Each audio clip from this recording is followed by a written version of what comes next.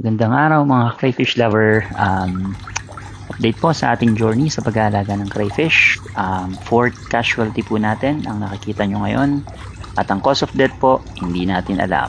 At dahil po dyan, naisip ko na bumili ng isang gadget na magmo-monitor sa ating crayfish. At matutuwa kayo dito kapag na-upload na natin yung mga videos gamit yung gadget na to. At ito po yung isa sa mga gadget na nakita ko.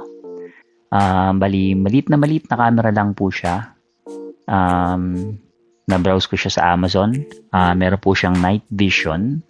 I believe waterproof na rin po to.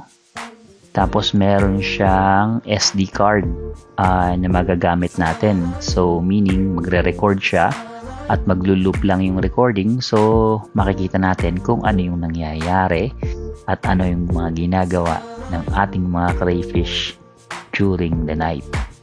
So, abangan nyo po yung mga videos at sigurado po ako na magugustuhan nyo yung mga makikita nyo. Bukod nga po pala rito, meron din akong binili na dalawa pang magkaibang camera. Yung isa is parang camera po siya sa endoscopy. About 16 feet po siya. Papakita ko siya sa inyo once na ma-deliver na siya sa akin. Siya yata yung pinakamatagal ma-deliver, I think.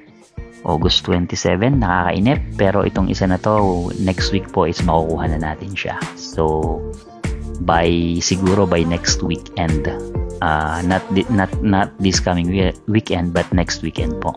Tingin ko makakapag-upload na po tayo ng mga video gamit ang camera na to. At sana po, meron tayong mga makitang mga magandang action sa mga crayfish natin. Malalaman natin kung nag-aaway ba sila sa gabi o kung paano sila magbembangan. Sana makahuli tayo.